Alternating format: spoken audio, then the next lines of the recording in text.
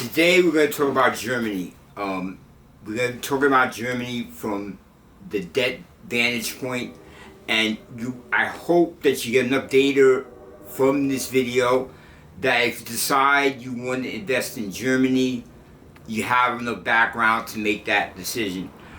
First of all, let's talk about the German debt. And the public debt is the debt owned by individuals to foreign governments, mutual funds, private pension funds, and things of that nature. So, and then there's intergovernmental debt, which is owned by the agencies. These are debts like Social Security, public pension funds, bondholders, survivors' benefits. These would be called intergovernment debt. Germany has an extremely low amount of debt. It is 6.3 trillion euros, which is an amazingly low number when you equate that to the United States without doing the conversion of euros to dollars. The United States owes 36 trillion. Japan owes 9.2 trillion.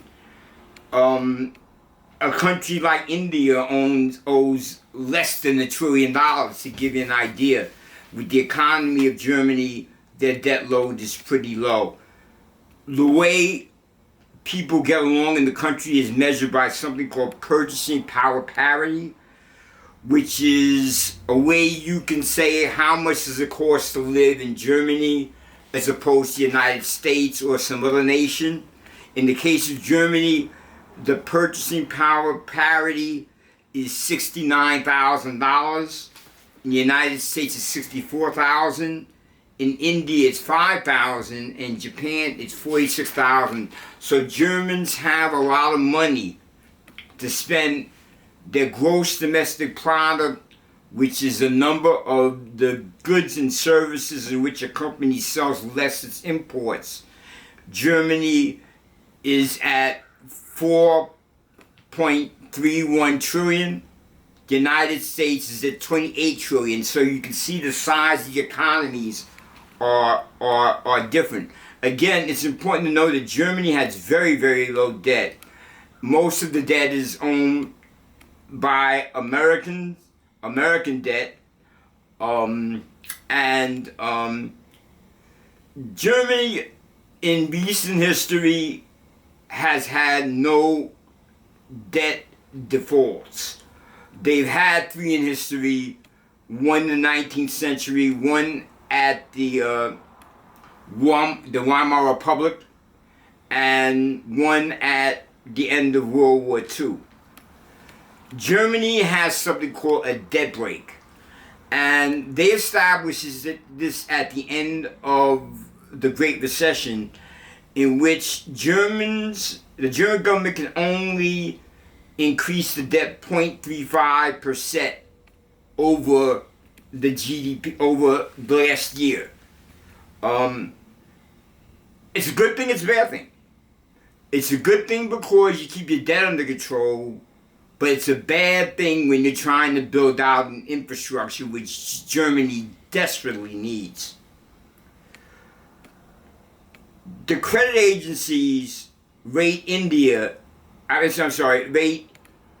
Germany as a AAA.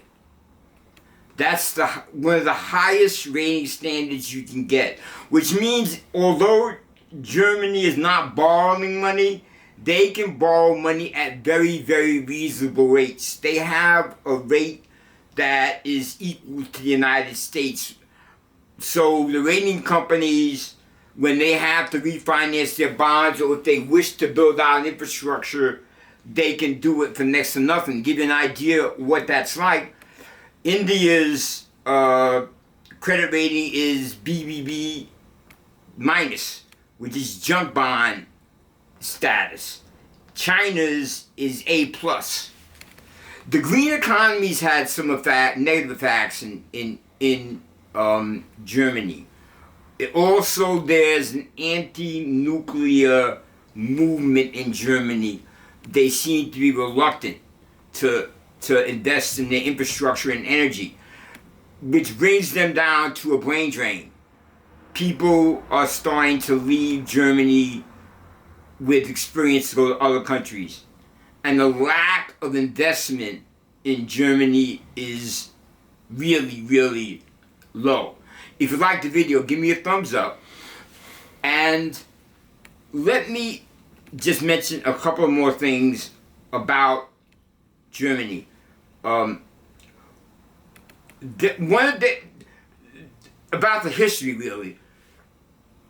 During the Treaty of Versailles, back at the end of World War II, Germany, the debt load on Germany was tremendous. This caused them to default, as we mentioned before, and also within Germany right now, there is a low birth rate, which is not good, because who is going to pay for the expenses and who are going to be the workers of the future?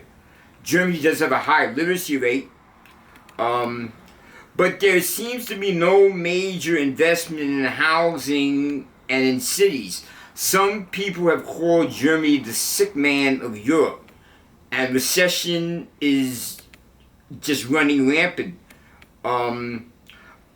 Only a couple of countries may be in worse shape in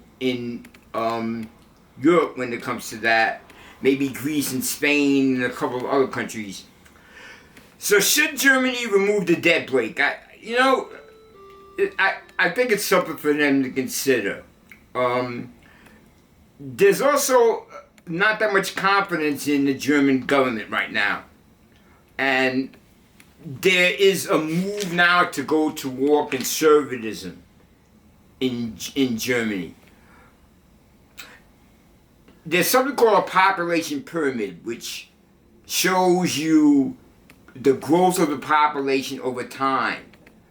And in the population pyramid, if you looked at Germany, you would see that there, as we mentioned before, is a very serious problem with Germany either getting more immigrants or getting more children. It's going to become a labor problem in the very near future.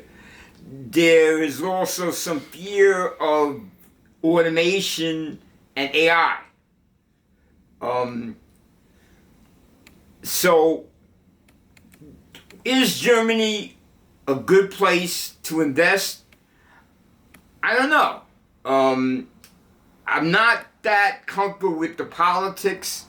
I'm not that comfortable with the fact that the debt brake they're not really willing to release. So I would say probably I wouldn't do it. But I am not a financial advisor. I am not a fiduciary. This is just my opinion, and this is just the background of Germany. If you enjoyed the video, please give me a thumbs up, and have a great day. Bye.